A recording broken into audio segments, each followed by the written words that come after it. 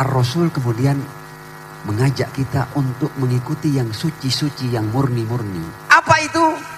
Dan yang suci dan murni itu ada di tengah-tengah kita. Ya, antum kan agak kaget kan, apa ini suci, apa itu murni. Nah, nanti dengan keterangan antum akan tertawa, boleh jadi. Kata Ar-Rasul, orang-orang dewasa itu, mereka itu jatuh dalam konflik, dalam pertengkaran, dalam berbagai macam perbuatan jahat dan buruk, karena mereka sudah lupa dengan asal-usulnya, lupa dengan dirinya. Bahkan kata Ar-Rasul, orang-orang dewasa ini kebanyakan semuanya kalah dengan anak-anak. Anak-anak bahkan yang masih dalam kategori as-sobi, as-sibyan. As-sibyan itu nanti biar yang ahli-ahli bahasa menerjemahkan, itu anak-anak yang usianya di bawah 5 tahun lah. Kalau sekarang kita punya istilah balita kan. Ar-Rasul. Nanti ini kita akan lihat. Seandainya orang dewasa itu mau belajar dengan balita, maka tidak ada konflik, tidak ada pertempuran, tidak ada perang, tidak ada satu tetes darah pun yang mengucur di muka bumi ini. Seandainya orang-orang dewasa itu kembali kepada kesucian balita. Ar-Rasul. Kadang-kadang ada banyak hal yang luar biasa, mata kita terlalu rabun untuk melihatnya. Padahal pelajaran itu bersama kita, di tengah-tengah kita.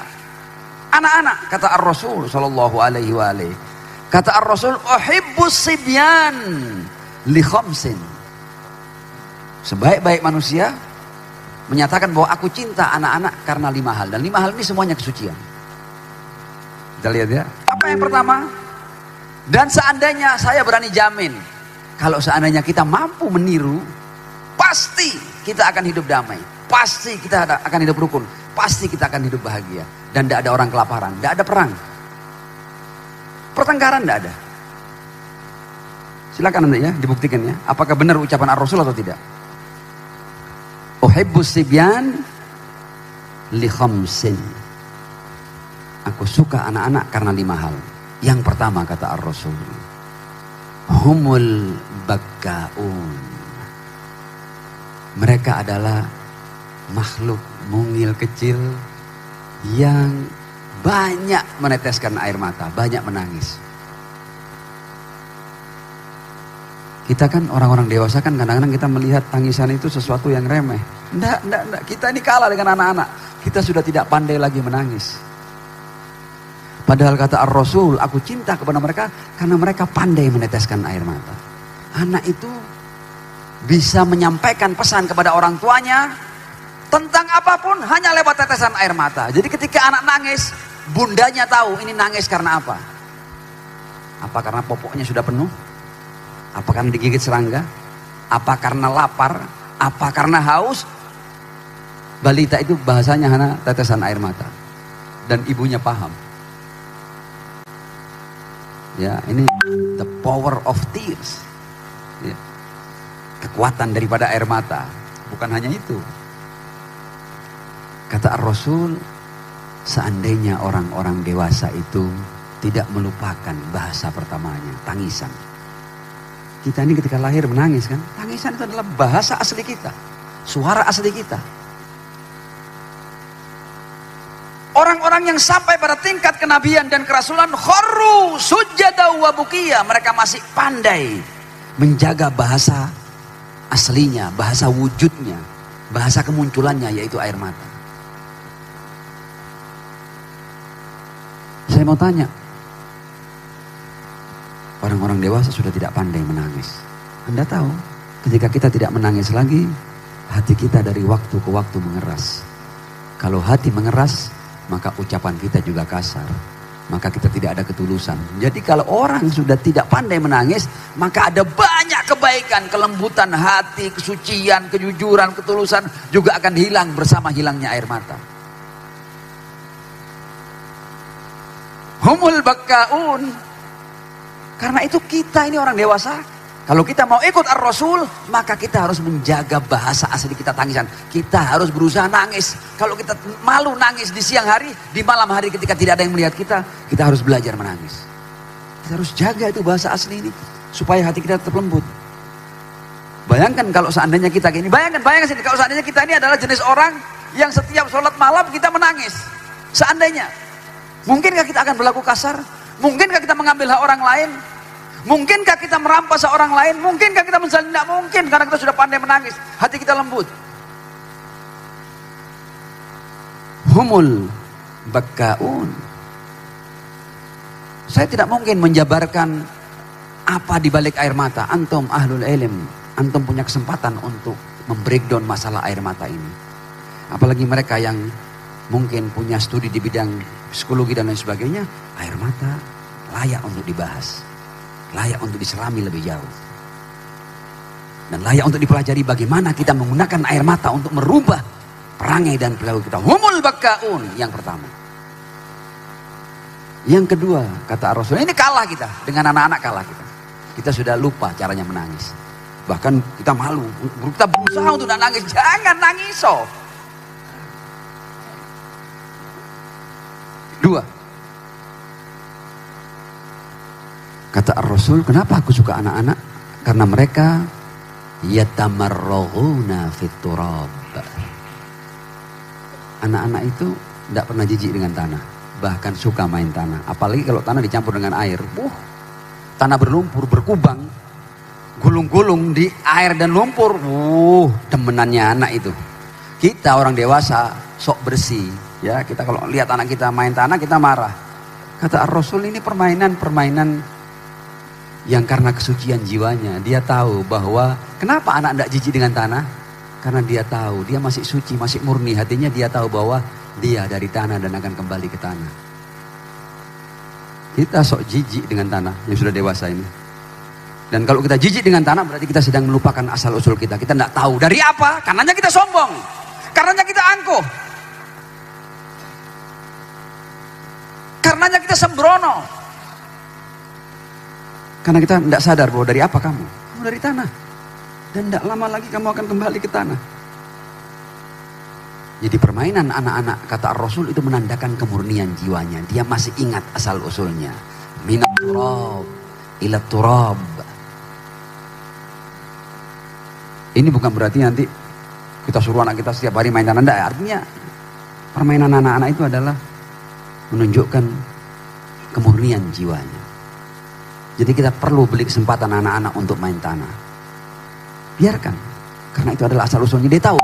Dia mencium tanah itu, aku dari ini. Dan aku akan kembali ke sini. Dan ada banyak makna di balik seseorang ingat asal usulnya. Lagi-lagi saya tidak mau jabarkan. Antum ahlul ilm. Silakan dijabarkan. Yang ketiga. Kata Ar-Rasul Sallallahu Alaihi Wasallam. Ini yang juga luar biasa. Anak-anak itu lebih paham ayat wa ma min dabbatin fil ardi illa 'alallahi rizquha. Tidak ada yang melata di muka bumi kecuali Allah yang menjamin rezekinya. Karena itu ini kita kalah loh sama anak lo ya. Anak itu tidak pakai belajar, tidak pakai ngaji. Kita yang balik ngaji masih kayaknya sulit untuk percaya wa ma min dabbatin fil ardi illa 'alallahi rizquha. Karena kita mencuri.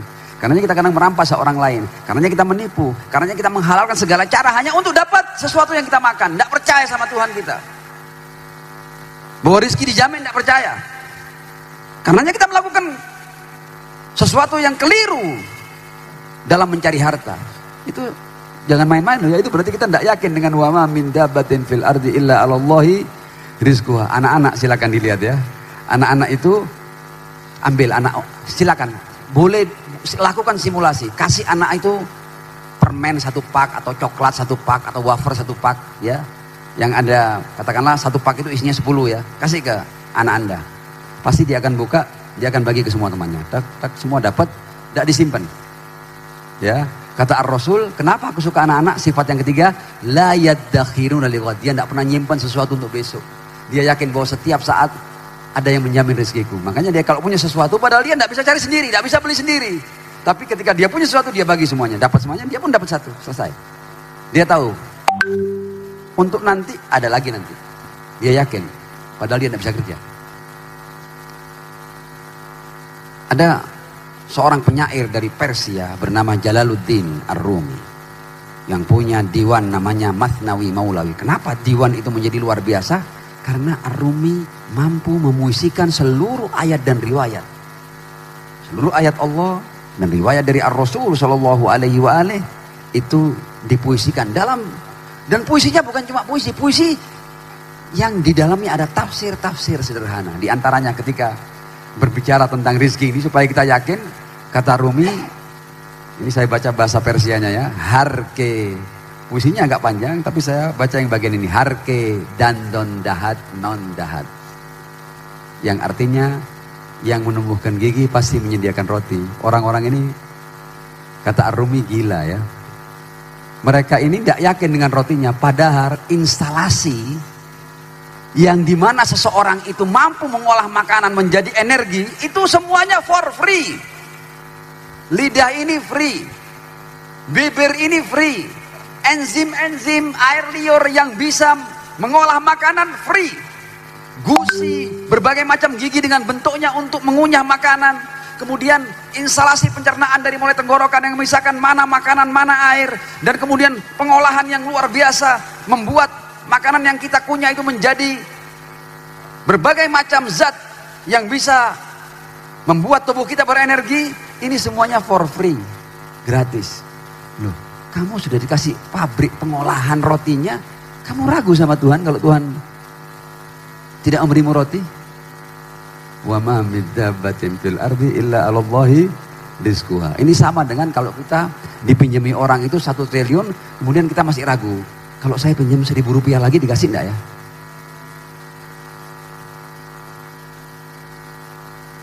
Yang menumbuhkan gigi pasti menyediakan roti. Jadi tidak perlu kita curang, tidak perlu kita mengambil hak orang lain, tidak perlu kita rakus, tidak perlu kita berbuat kejahatan untuk dapat roti. 3 hal tadi ya, yang perlu kita tiru dari anak-anak. Pertama, mereka pandai menangis, banyak menangis, perlu kita belajar. Yang kedua, tidak jijik dengan tanah karena asal usulnya. Yang ketiga, la yaddakhiruna lighad, tidak pernah nyimpan sesuatu untuk besok.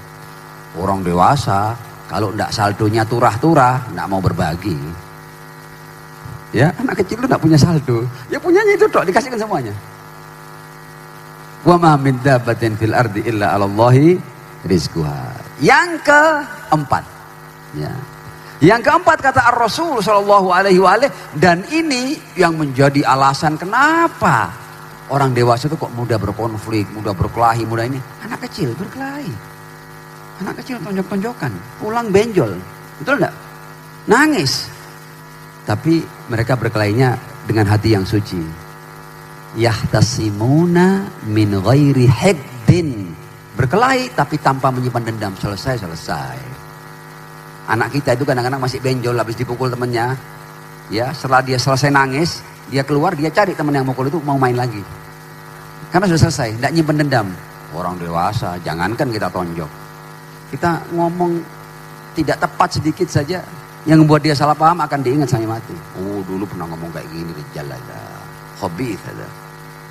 Dan kita tidak bisa memaafkan. Hati kita karena sudah kotor, bahkan kita maafkan tidak bisa. Maafkan secara tulus tidak bisa. Pasti masih kita simpan.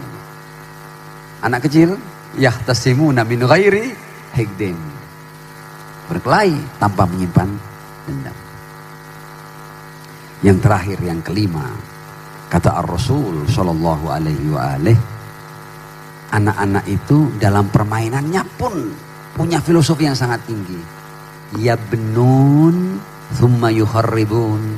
Anak-anak itu silakan kasih mainan puzzle ya.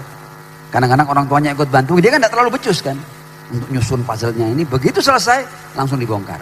Ajak anak-anak main ke pantai. Ajak bersama untuk bangun istana pasir. Begitu selesai, orang tuanya masih ingin menikmati, anak-anak sudah langsung ditendang itu, dihancurkan itu. Apa filosofinya? Kenapa mereka suka membangun dan menghancurkan? Mereka tahu bahwa istana-istana yang kita bangun di dunia ini tidak ada ubahnya seperti puzzle-puzzle dan istana-istana pasir itu. Ini tidak abadi ini. Akan kita tinggal ini. Ya. Jadi Anda jangan terlalu terpaut dengan bangunan-bangunan Anda. Orang dewasa, kadang dia bangun istana, nanti ada cuil sedikit, marahnya seminggu. Dia anggap itu abadi. Padahal tidak, bangunan itu tidak dianya abadi. Tidak dia punya waktu yang cukup untuk melihat bangunan itu. Dan tidak bangunan itu punya kekuatan yang cukup untuk bertahan sekian lama. Yabnun thumma yukharribun. Permainan anak-anak mengajak kita untuk paham bahwa dunia ini adalah istana-istana pasir dan puzzle-puzzle yang setiap saat bisa hancur. Saya mau tutup bahwa seandainya kita cinta kepada Ar-Rasul dan kita mau ikut kepada Ar-Rasul dalam satu pesan ini saja, bayangkan kalau seandainya kita mampu menghiasi diri kita dengan tetesan air mata. Kemudian kita masih ingat asal usul kita, minat turab ila turab. Dan kemudian kita yakin akan jaminan rezeki Allah sehingga kita tidak pernah mengotori tangan kita ini untuk mengambil hak orang lain. Dan kemudian kita tidak pernah berseteru kecuali kita pandai memaafkan. Dan kemudian tahu bahwa kehidupan dunia ini sementara, maka kita akan termasuk orang-orang yang akan menghiasi diri kita dengan kebaikan. Dan kalau itu yang terjadi, maka kita akan mudah mendapat keridhaan Allah Subhanahu wa ta'ala. Mudah-mudahan bermanfaat. Tsummal afwa minkum. Wassalamualaikum warahmatullahi wabarakatuh.